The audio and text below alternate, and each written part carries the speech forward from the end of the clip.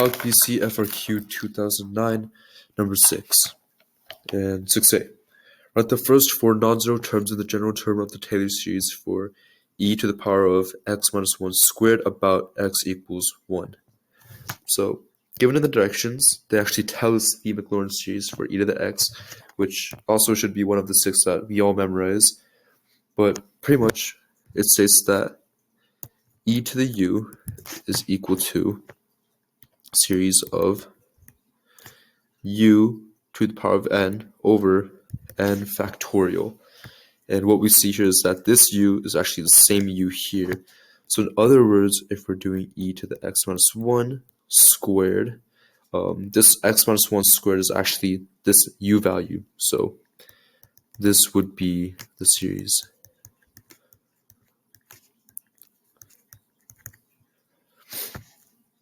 So in other words, if you wanted that general term, this would be the general term.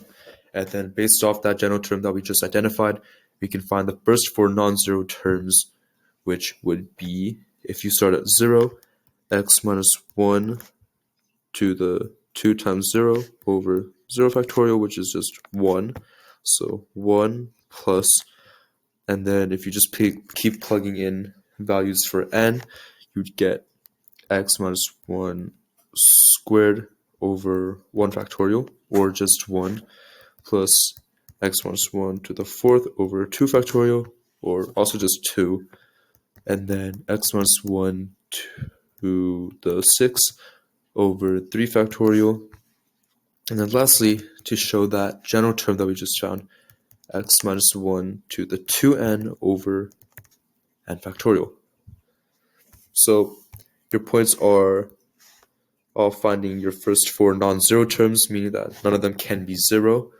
In this case, we don't actually get any zeros. And then your last point, this general term right here. All right, part B. Use the Taylor series found in part A to write the first four non-zero terms in the general term of the Taylor series for f about x equals 1. So let's take a look at f. F is pretty much the same function we did, which is e to the power of x minus 1 squared, but we are subtracting 1 from that and dividing it by x minus 1 squared. So if you rewrite the first four terms of e to the power of x minus 1 squared like we just listed above, it's 1 plus x minus 1 squared plus x minus 1 to the 4th over 2 factorial plus x minus 1 to the 6th over 3 factorial, and then keep going, dot dot. But what's the difference between this and the function f of x? Well, for f of x, you're subtracting 1 from it and dividing this whole thing by x minus 1 squared. So in other words, if you wanted to think of it, this portion right here is technically, that's just e to the power of x minus 1 squared. And then this minus 1 is the minus 1, subtract from it, and then it's all over x minus 1 squared. So if you subtract 1 from it, we're getting rid of this first term 1, because 1 minus 1 is 0. And then if you're dividing this whole thing by x minus 1 squared, you're just subtracting each power by 2, because all these terms up here are also x minus 1. So in other words, your first four terms would just be 1, because it's x minus 1 to the power of 2 minus 2, which is x minus 1 to the power of 0, plus x minus 1 squared over 2, plus x minus 1 to the 4th over 3 factorial, and this could also be 2 factorial as well, and then plus x minus 1 to the power of 6 over 4 factorial, and then all of this right here will get you 1 point, and then that last point is finding that general term. And let's find that right now. So what do we see all these have in common? And we'll say this is the first term, second term, third term. And what do we see they all have in common? They all have on the numerator x minus 1 to some n. And if we see that for the first term, it's 2, seconds, 4, third, 6. It seems like it's going up by 2 every time, or in other words, doubling. So we could say that's to the power of 2n. And then next, what do they have on the bottom? It's 2 factorial, 3 factorial, 4 factorial, and those are all going up by 1, so it'd be some factorial plus 1. And it seems like that's just n plus 1 or factorial. So this would be that general term, x minus 1 to the power of 2n over n plus 1 factorial. So this is your other point that you'll get, and it's just listing out the general term like you did in the previous part A. Alright, so moving on to part C. Use the ratio test to find the interval of convergence for the Taylor series found in part B. So just to review, the ratio test is where the limit as n approaches infinity of a of n plus 1 over a of n, depending on what that equals to, you can find out whether it's inconclusive, which is when this whole thing equals 1, if it diverges, where it's more than 1, or less than 1 is where it converges. And we're trying to find when this series is less than 1 to prove that it converges on some interval of convergence. X minus 1 to the power of 2n over n plus 1 factorial.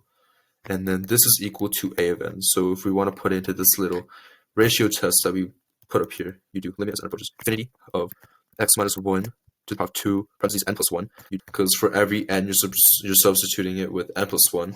So instead of it being 2n plus 1, it would be 2n plus 2, because it's 2 times n plus 1, and that 2 distributes. And that's actually a common mistake that a lot of students make. So make sure to think of it as every n you see, you just replace it with n plus 1. And then if you're dividing it by a of n, you can also multiply it and switch your denominator and numerator.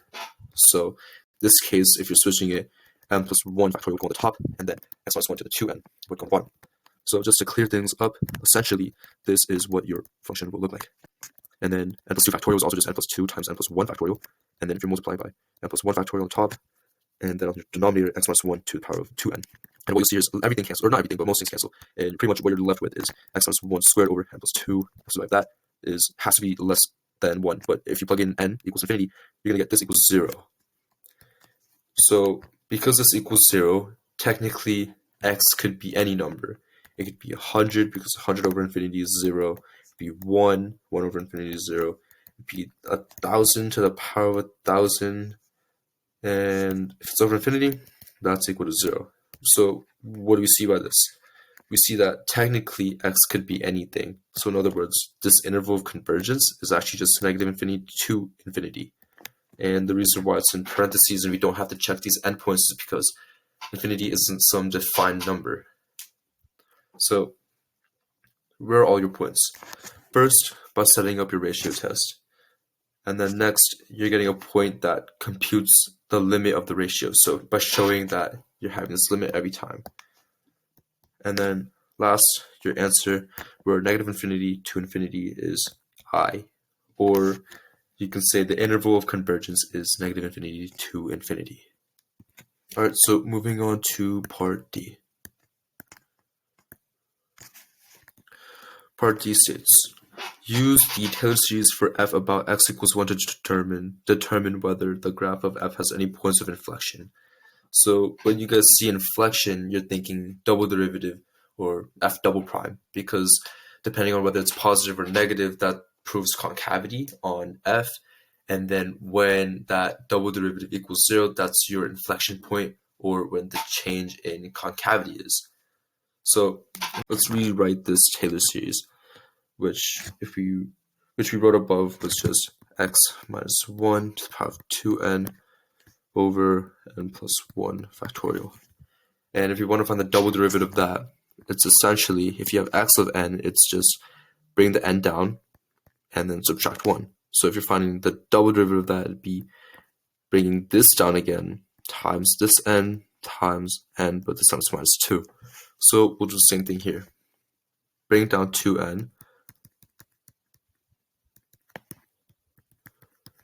and then you do this again.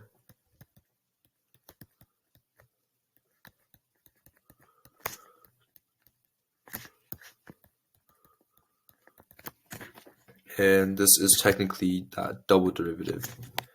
And if you start listing out terms, what you'll see is that you get 1 plus 4 times 3 over 6 times x minus 1 the second plus x times, or 5 times 6 over 24 times x minus 1 to the fourth, and then plus dot dot dot.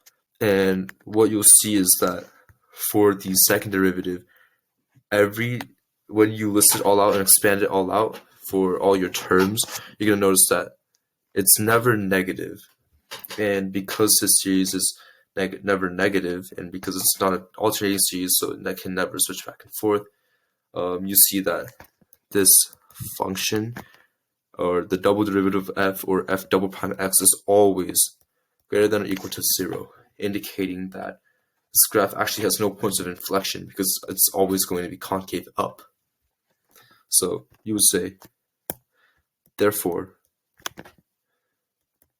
the graph of f has no points of inflection. And really, based off the rubric, you don't need to show all your work. You just need to indicate that you know that because it's never negative and it's always non-negative, or in other words positive, you'll never have a change in concavity because it never switches to negative. So you're never going past 0 from positive to negative.